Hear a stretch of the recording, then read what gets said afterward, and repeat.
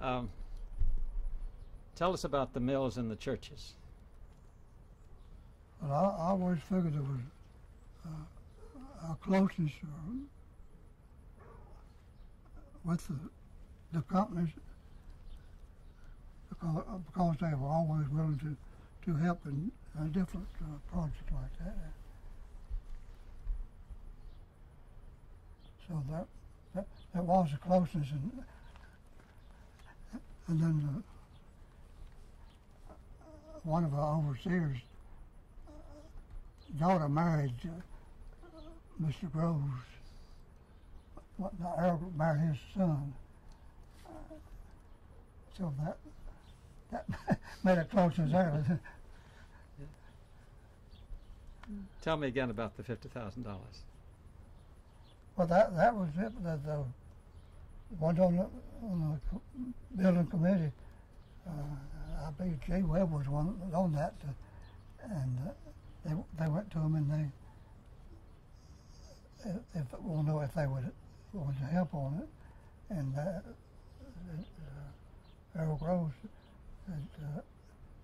said yes, he would help, and that he would give $50,000 to build, and so that was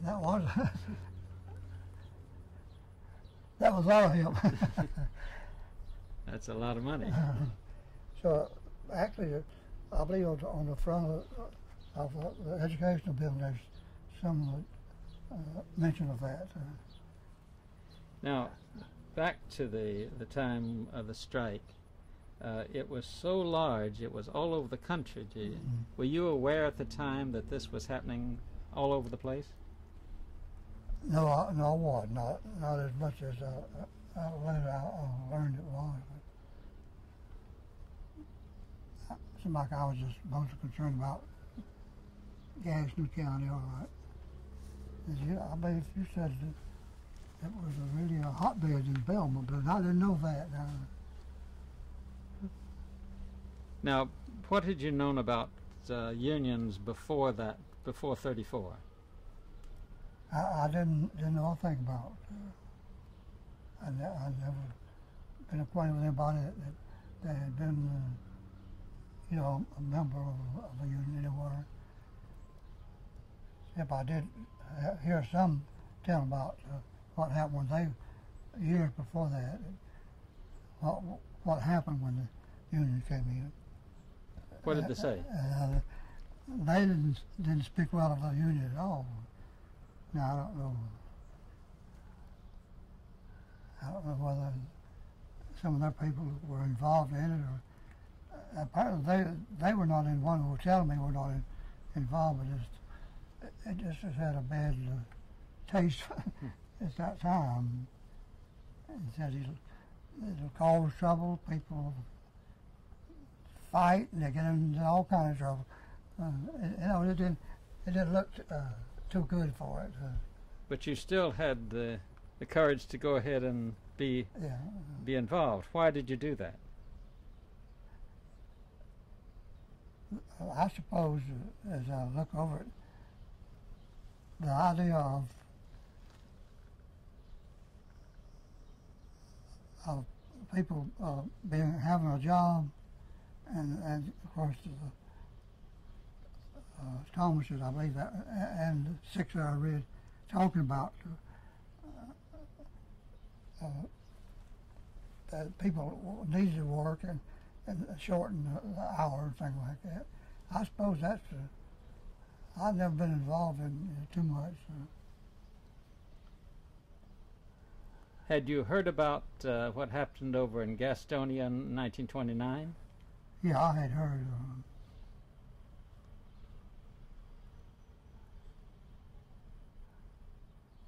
But I don't know, I guess I wasn't impressed too much on that, because as I understood it,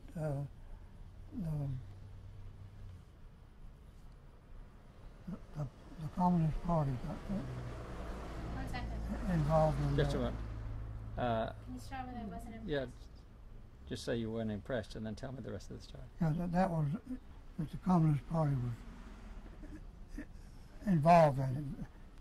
And of course, I read accounts of some of the leaders that were in it, and so that part, I mean, I didn't want any part of that part. But and what I read about the textile, the heads, they seem to be good Americans. There's no communist involvement at all as far as.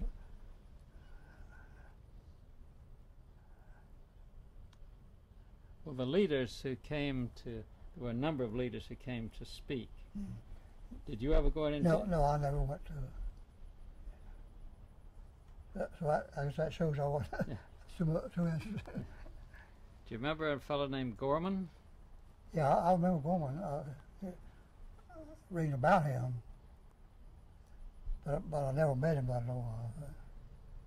What about Alton Lawrence? I think it seemed like Lawrence was. I believe he was in North Carolina.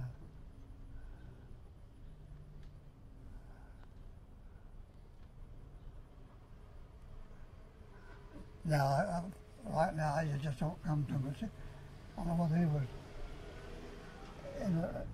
involved in a union or whether it was a state group that he was a part of. That's not clear enough. He was secretary of the AFL for the state. Oh, maybe that's yeah, that's right.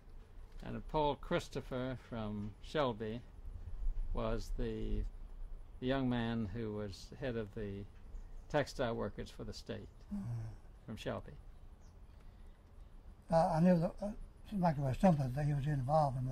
I remember the name of it. Christopher, I don't remember. I don't remember that. Yeah. George, I wonder if he recalls the people in this community ever getting together to speak for themselves. Okay. It seems like that's a big deal. Now, Judy was wondering if the people in this community, when they got together, did they ever get together and say, we want changes in the factories, we want changes and anything like that? Not to my knowledge. But that's what the local was. I'm just saying, I mean, it must have been a startling thing for all these people to come together. I didn't get that. She was saying that the fact that all these local people got together must have been a surprising thing. I suppose maybe it was to the mill companies, but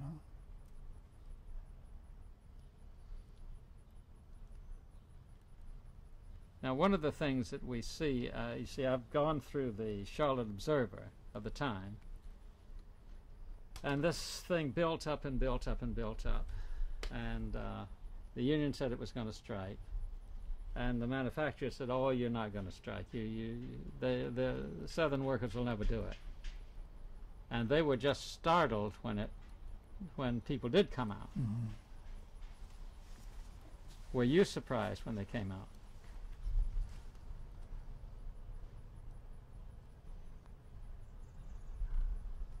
I have to say that I was. That many people would.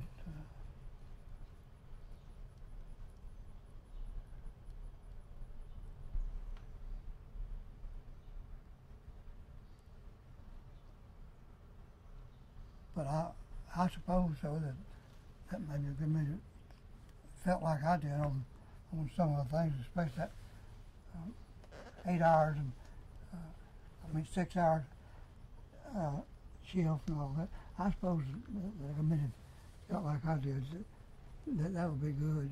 Mm-hmm. Were there many women in the union?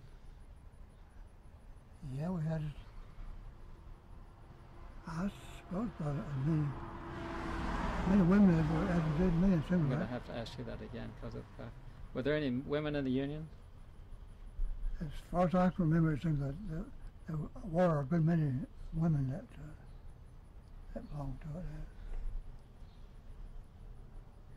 That must have been an unusual thing for women to step out like that. Yeah, it could be.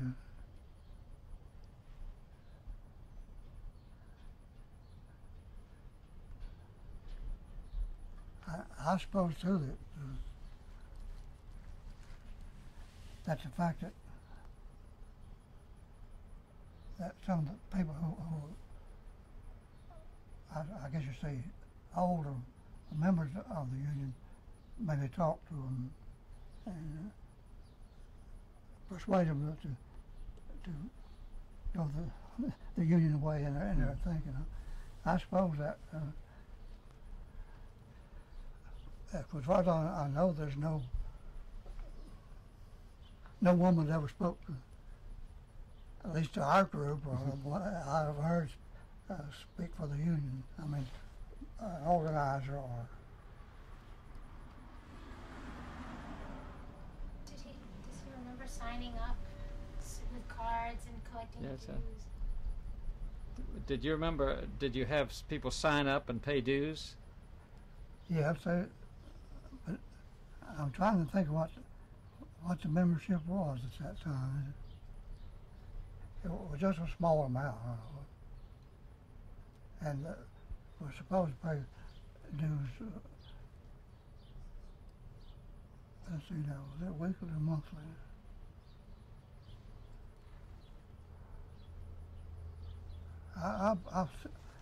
That part now I'm really not too sure about whether they paid weekly, but they were, they were, each union was assessed so much for each member that they had on the roll.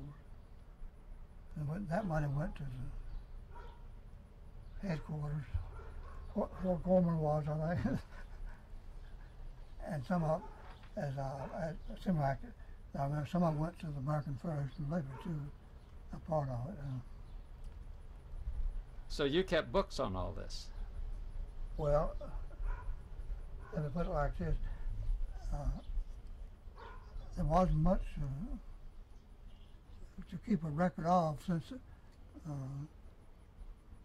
I went on the job after the strike, and there was nobody able to pay dues, and so what was paid at that time, I did have to keep a record of the money that.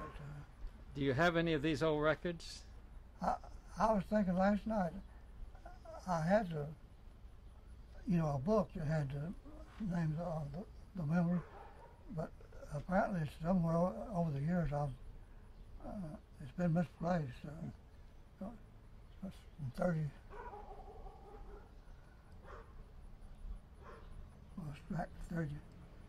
33 or 34. 34.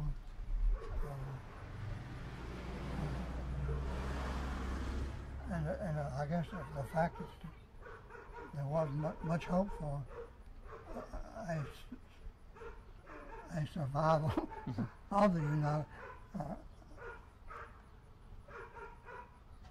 I must have misplaced it somewhere. I can't remember what happened to. Well, if you find it, we would love to see it. Yeah. It'd be a real historical document. It seemed like I was thinking back then that it wouldn't do for the companies or the people that were working for them to get a hold of it. The number of the names of people that were, because it could be used against.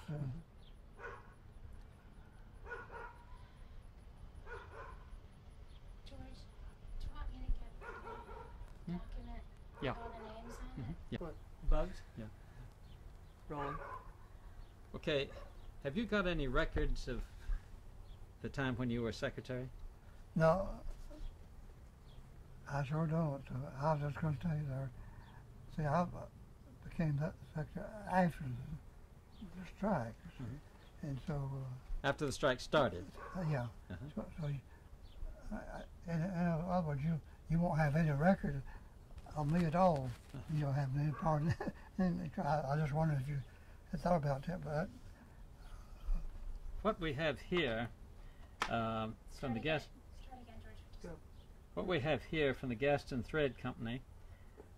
This is a letter written to the NRA, the National Recovery Administration in Washington, November the 10th, 1933. I'm sending in some names of people in the mill whom you can see have worked. Sorry. Let me try that again. Do you want to read it over once?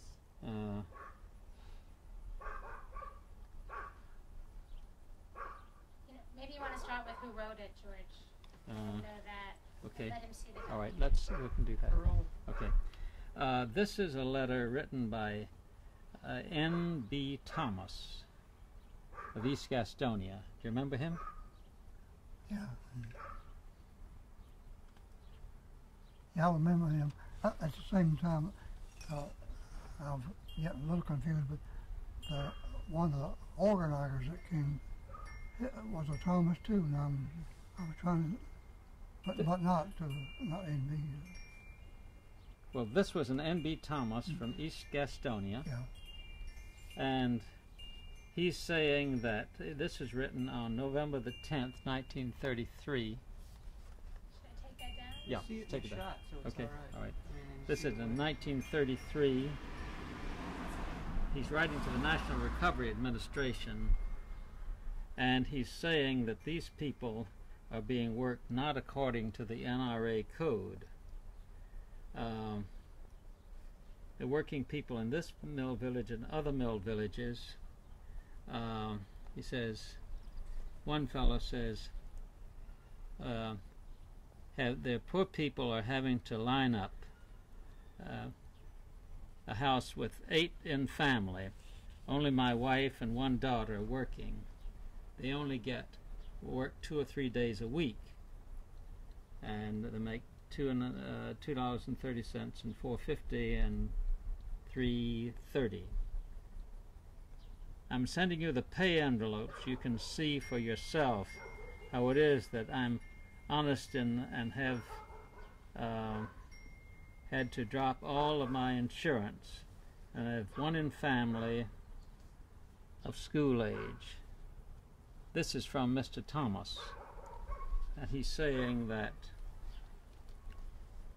he's only not getting enough work per day, per week, and that, I guess, is what 6 Hour Red was trying to do something about that. Yeah, could be tied into that. Yeah. But the interesting thing is that right here in November the 8th, 1933, it says, "We, the undersigned citizens and textile workers of Gastonia and North Carolina, we do say that the textile mills is not complying with the National Recovery Act." And then it's signed by all these people. Look at those names and see if you recognize anybody.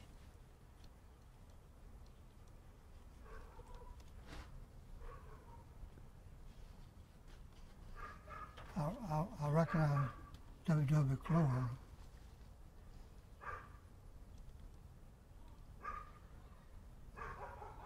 And I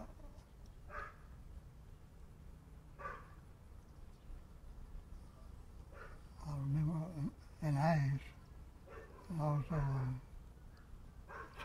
Charlie Melton.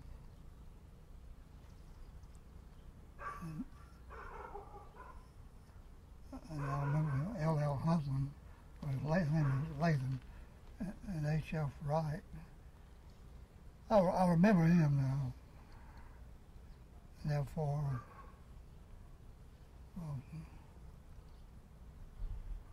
F.R. Robinson.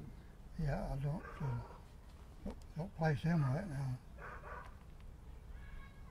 Were these all from your mill?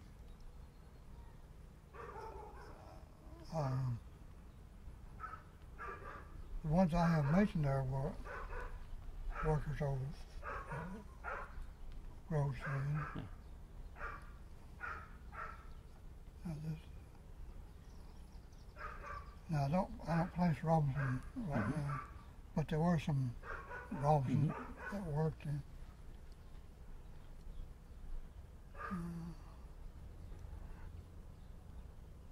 Now, Johnny Mathers, I remember him. Cause he lived right across the street there. And John R. Moore, that was who was our president. Could you say that again? He was our president. Who's Say that? his name John R. Moore at that. one more time towards the whole thing, Now, could you just mention John R. Moore and say he was our president? and tell us about him. Yeah, well, John R. Moore, I do recognize his name, and he was the president of our union at that time. Who was he? What else did he do?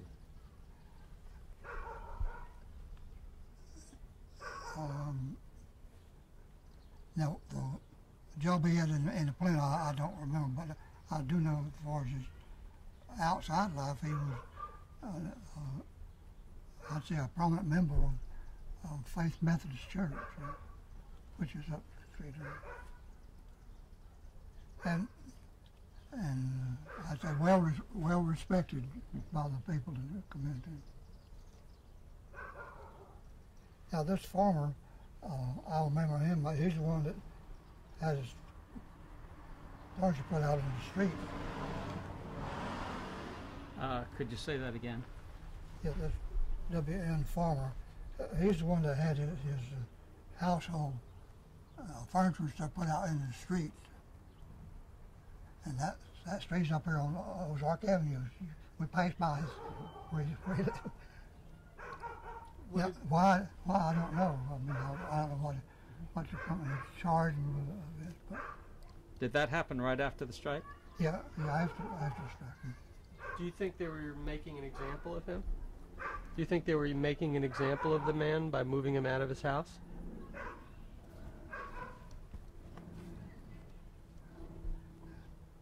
Yeah, give me that again. Well, at the time, you were you had been laid off. Everyone else had been laid off, and they chose to move him out of his house. They didn't move you out. They didn't move the fellow across from you out. Yeah, no, I really don't know why he would be selected or what. I don't have any knowledge of anything he was involved in that the union was know about. Do you think that we could find a shift, one of those big shift pictures that would show a lot of these people? Now that's a picture I was telling you that Bill Ward had.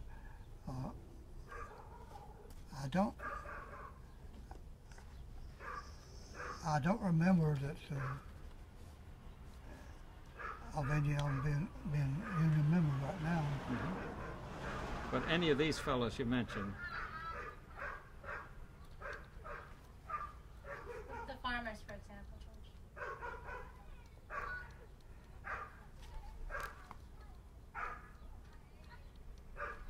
are any farmers folks are still around? All these are.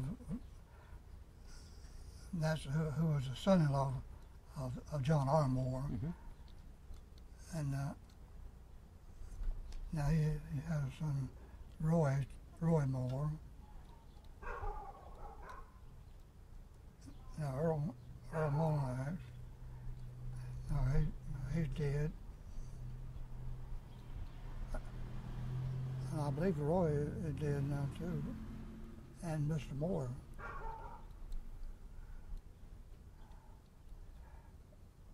Now, in Thomas's family, he had a son, Charles Thomas,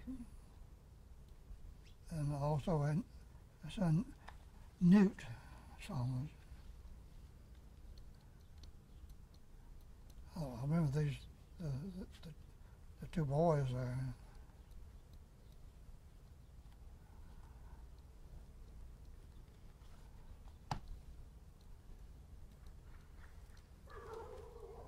Yeah, I'm gonna swing right over his shoulder. Okay. Now, sons of, The Thomas.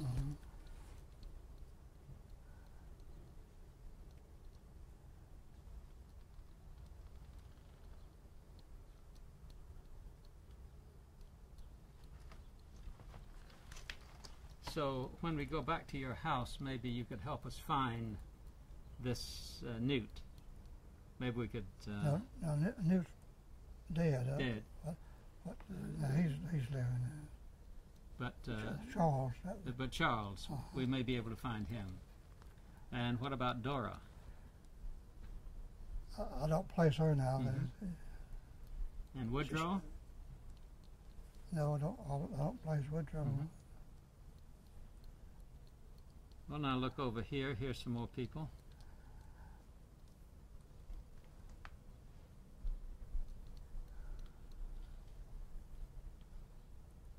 No, don't place any of these.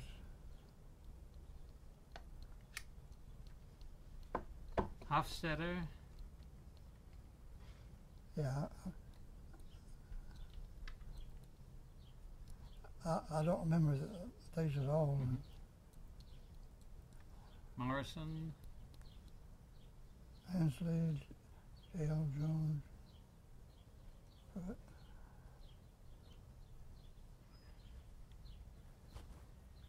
I don't place any of these over here now.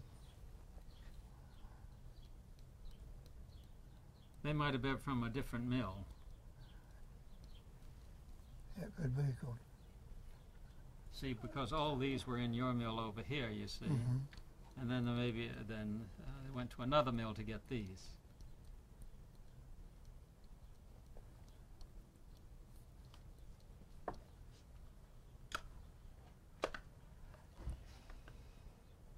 Now, I remember some Willards that they live up what's called the Ozark section, but before individual, I can't.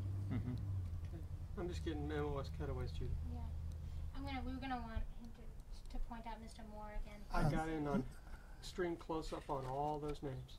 If he wants to point out more again, I can get it. Yeah. But I just got that whole list of names.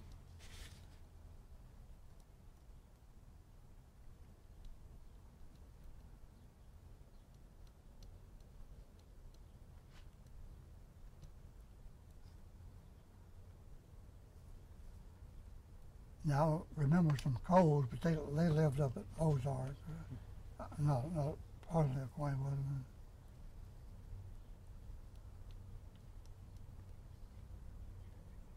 And I remember Henry Whiteside too, but he's dead.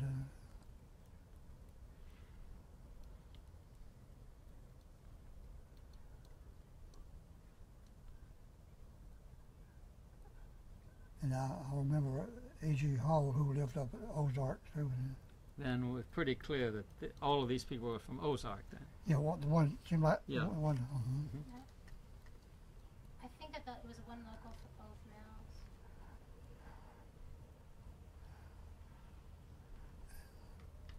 Now Ethel Feast, come to think about it, she lived up at Ozark too, and she was a sister of Clarence Feast, whose daughter married Earl Groves.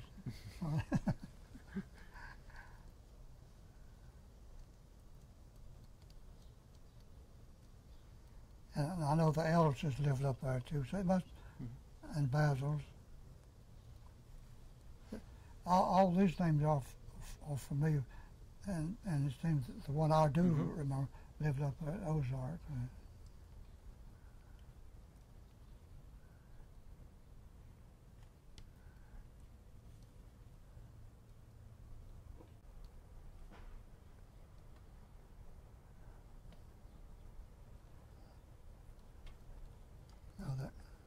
Okay, so this was written by all these people. from the two mills. And here you see they attached to it Wiley Willard's ticket. Grove Thread Company, Gastonia, December the 16th, 1933, $2.40. That's what he made, I guess, for the week. And so they're trying to get some help. Yeah. What does Okay. it think about that petition? I mean, it's amazing. Well, now the Willards, they lived up there too, so that I suppose it's possible maybe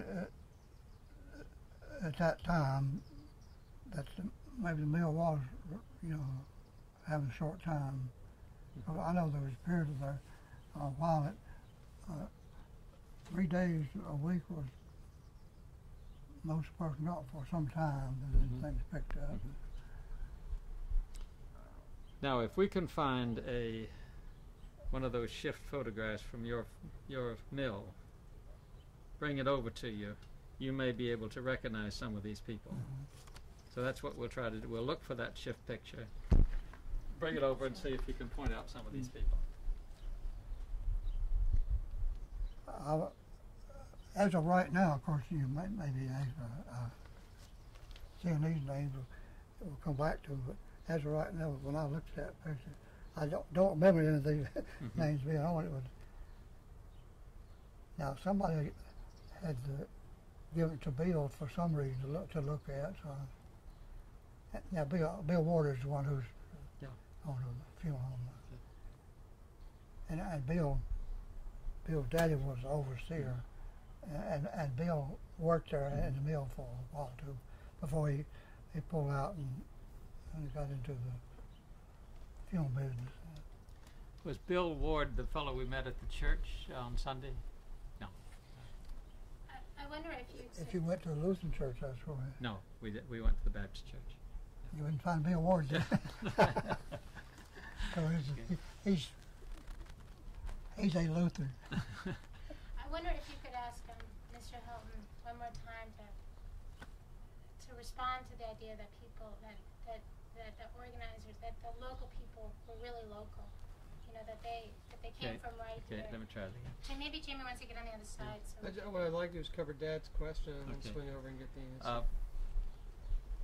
A lot of people have told us that all this organization happened because there were people from outside, from up north or somewhere.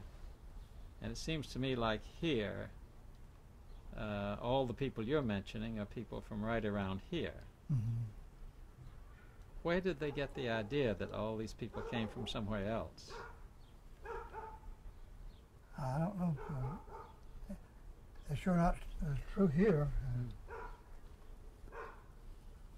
In other words, we didn't have any outside agitators. You did not have any? No, not to my knowledge. Yeah. And as far as I know, there's not anything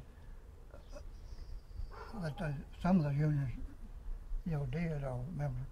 Around nothing I heard of that was a violation of any law,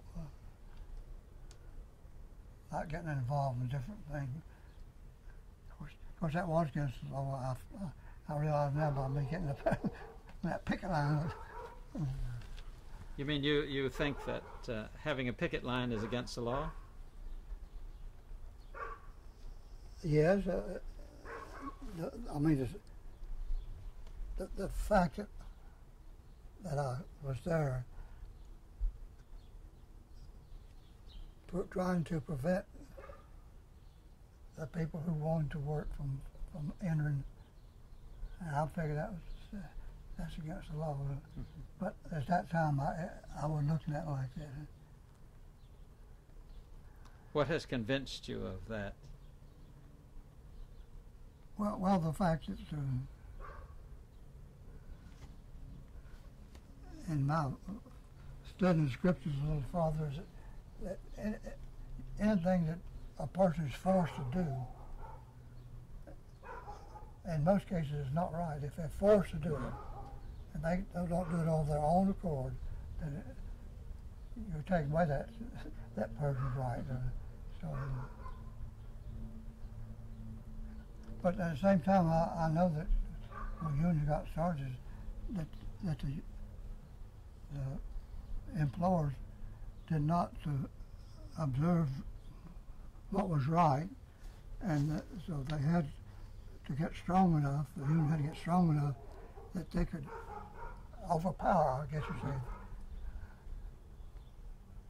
the companies that were, and which is wrong for the unions to do that, I mean, the way I see it. And if the unions were not paying people the right amount, if they had, under agreement, they had promised to pay a certain wage, and then they didn't do it, shortchanged them, paid them differently, that would be what the company would be doing wrong. Well, that is the nature of what these people are complaining about here, you see. They're saying that the company is not living up to the NRA 1 second. code. I'm getting some wind. I just want to put something on. And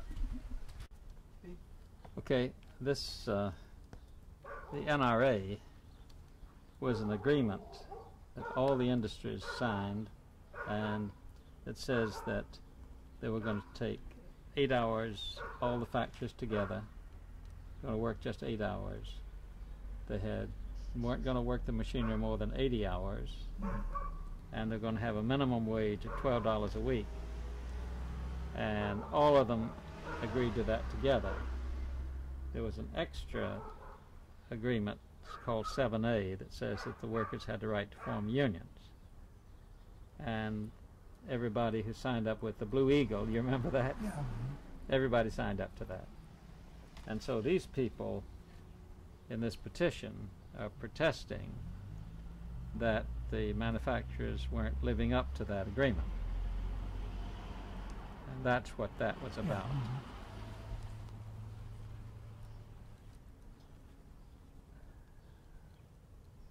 Well, I was not aware of them, signing anything like that. But I really don't see that. My knowledge of what was taking place, I can't see that the fact that they didn't get so much money that the company will violate that. Mm-hmm. I see what you mean. Yeah. Uh-huh. So I don't know of anything like that. I do know they were supposed to pay a certain amount and just work so many hours, and they would pay time and a half if they went over 40 hours, something like that. George, could you do the local As far as I know, these people had no. Yeah. We want to cover it for Okay, them. all right. This is all his coverage. Okay. I'm going to repeat something I said before because he wants to get a view of you from here. A lot of people have told us that the strike was called by outside agitators. Now, you people seem to be all local. Could you talk about that?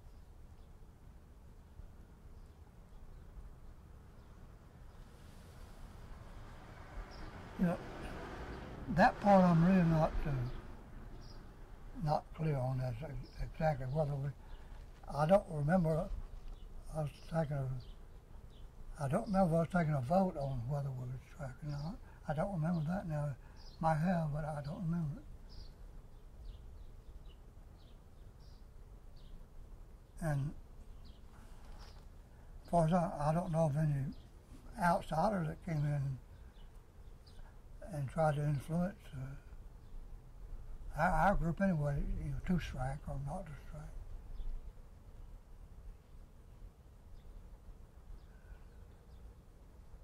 So my personal opinion is that no agitators came in and caused cause a strike. Now, at least I don't know of any. How did you feel when you went up to that hearing? Well, not to, since I'm not familiar with the courts and not arrested many times, not a very pleasant experience.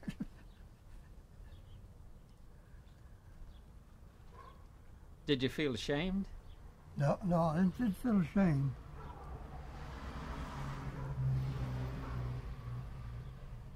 But the fact, you know, that I've felt like that as far as, you know, that we had been discriminated against. That part, I figured that there was no question about that. That part would be, we would be in that part.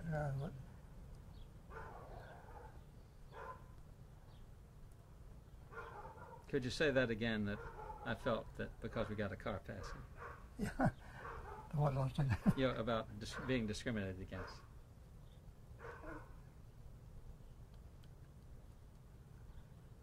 No, it slipped my mind while I was... Well, how did you feel about being up there? Did you feel ashamed? No, I didn't feel ashamed. I just felt like that it was necessary because the company had violated the law, that they had discriminated. So I didn't feel ashamed about that. Did you think any of the other people felt ashamed or accused, any of the other workers that went there? I really don't know of any that felt like they were. Some people feel that if made they're less. some people feel that if they're in a courthouse, they're guilty of something, whether they've done something or not. You know, and it's some. I was just wondering if. Yeah, that was not for pleasant feeling, but in this case, we, in my feelings, that we were not guilty of anything that was being charged under that under a hearing, you know what it called it. There's nothing we were to be charged for, and that we were definitely in the right by I guess appealing the decision that the company had made. Did you hear any more about that hearing? It seemed like some time before ever.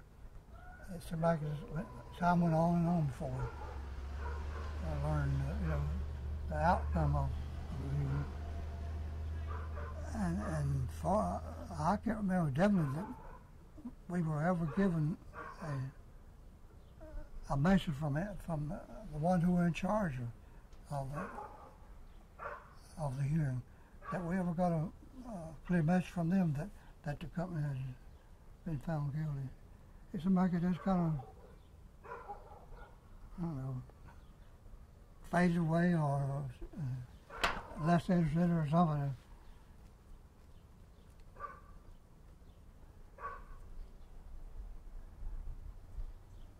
But I was concerned that we had that board, and I believe it seemed like there was two hearings that we had on that, and why it took so long to get anything done,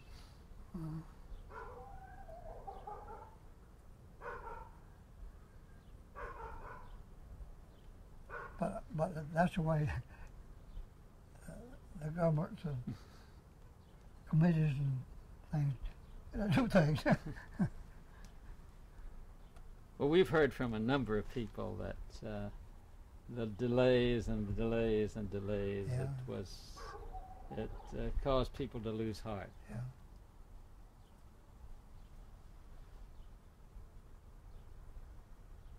Did they ever try to organize And see, again? they were, as far as I know, the company was, if they were charged, I don't, don't know of any penalty they paid for doing it. I mean, Now we're going to look up in the records in Washington to see if we can find any more about that. You've given us some leads, and it's just possible that we may find your name in the records and all of that. Yeah, since I wasn't elected until after the strike, I knew I hadn't seen my name anywhere. That's so right. that would be the reason.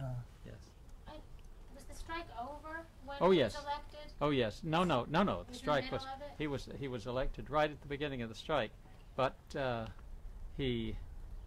hearings were Right, afterwards. I understand that. Could we, maybe he could describe the story about how they decided to elect him or something, Okay. because it's not that Yes. clear.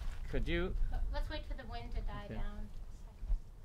Could you tell us then, again, when you became secretary and why you became secretary And at how that it particular, happened. and how it happened? Were you elected?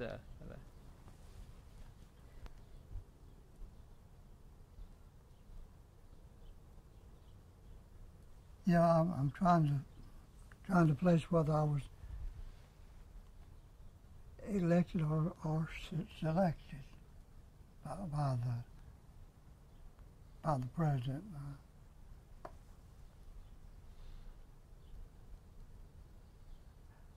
I'm really not clear on that now as well.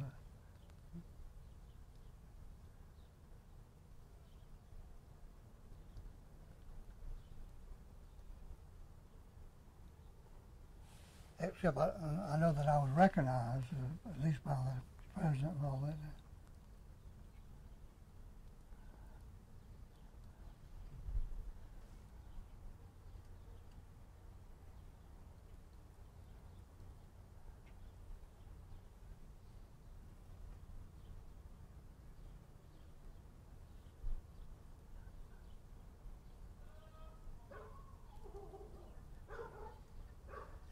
I just can't definitely say that. Yeah, sure. I was elected by the union at union meeting.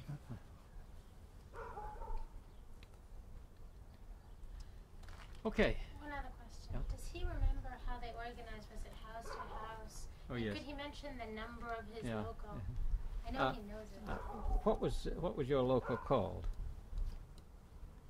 The name of your local and the number. Oh, 1312. And how many people were in it?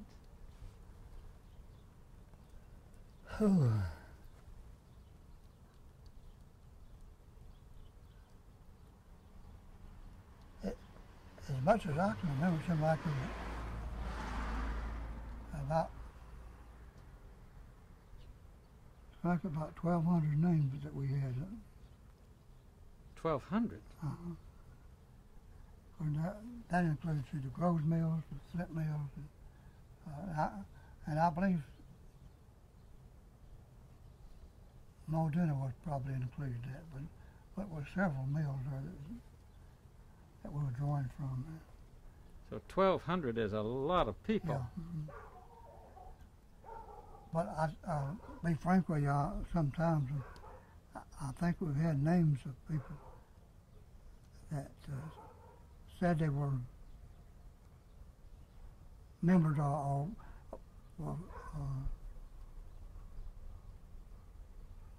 in agreement with what the union wanted to do, and they were names were put out like that. I'd been trying to think some of that happened where the person said, "Yeah, I'll join," and they fill out a card and they put in. And they didn't pay dues. As far as I know, Yeah. didn't pay actually. Yeah. Of course, I think you'll find that true in about everything. That, like some of these people pledge so much money for these different causes, and a year later you find that they haven't paid up. That even happens in churches, doesn't it? Yeah. How did so many churches? How did so many mills be able to organize Yeah. like that? And can you talk about public and Yeah. private? when you organized all these different mills, you had several mills in your local. How did they come together? Did they have joint meetings? Did they have separate meetings? No, not. To my knowledge, they didn't have separate meetings.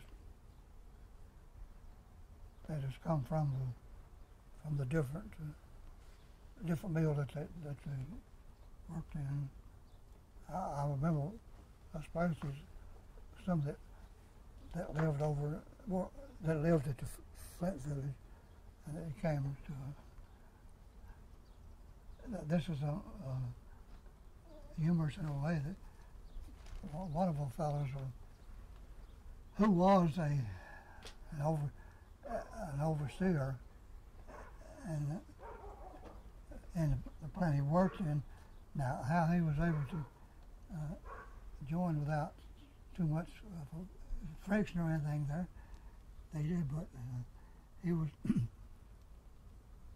at one meeting we had, somebody, we had a guard, you had to be recognized, and somebody knocked it that had a name, had a girl's name, but he was a man, and this fellow, when said he was there, said, "Let her in, I recognize her,"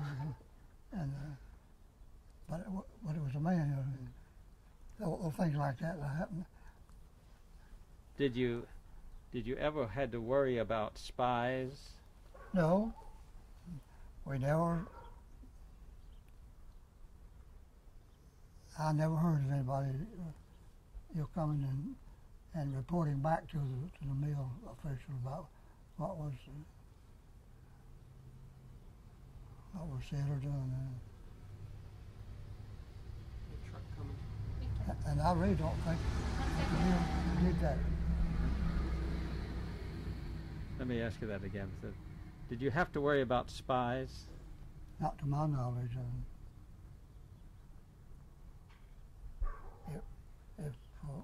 If we had, then the leaders at that time did not warn us of anything like that. So your meetings were very public, were they? Yeah.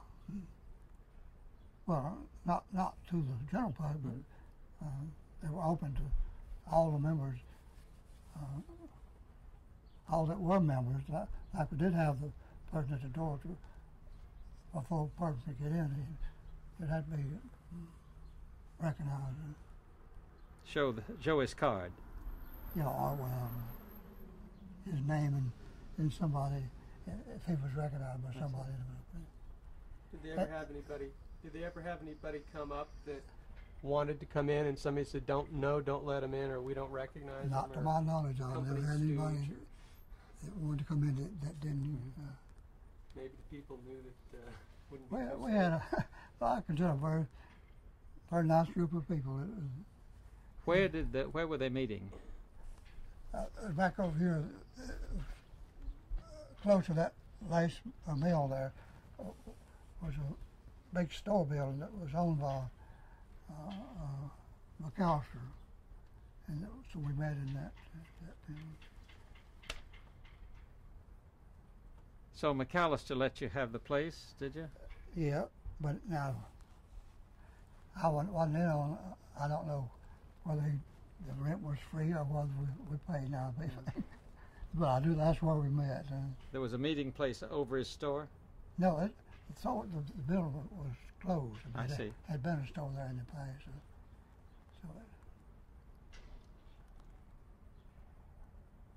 So everybody knew about the meetings. Yeah. Mm-hmm. Yeah. And as far as I know, we never had anybody that try to come in and take over or accuse us of anything wrong or do anything to try to disrupt the meetings. Now we have some pictures of people in this area who were getting food from the union. Do you remember anything about that? I remember that's after the strike now. No, during the strike.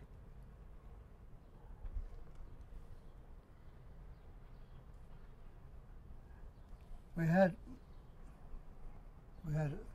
a few members that were up against it, I guess you'd say.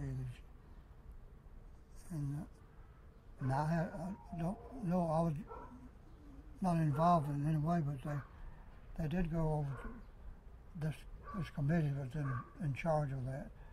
Had to go to Charlotte. I believe they call it the Central Union was a building over in Charlotte, and some way or another, I think all the unions had to report to that Central Union, and so they went over there. Now, who they is, I can't say, and to try to get some food. I think there'd been some reports that the main office or headquarters that wanted to send in food to the needy like that. But they went over there and wasn't able to get any food at all, and so they had to use the money that we had in our treasury to buy food and come back and distribute to some of these families. It wasn't, as I remember the discussion, but it wasn't just a small number of people that wanted help like that. And for the life of me, I can't remember who the families were. Did you help to distribute the food? No, I didn't. So I hadn't. But you paid for it out of the union funds. Yeah. It didn't come from that war fund from American Veterans. Okay. So it was home. That's right. Home support. No money came from. Well, it's interesting. We've been looking back on these records, and sometime before the strike started, the man who was head of the Textile Workers Union said, "We've only got $1 million. If we're going to have a general strike, we're going to have 400,000 or 500,000 people out. We don't have enough money to do it." But there were people, particularly from the South, who were very anxious to strike, and so they pretty well forced a strike on the union. And McMahon, who was head of the union, turned over the strike to Gorman, his vice president, to run it, because Gorman evidently believed in it more than he did. Yeah. Got to reload. Okay.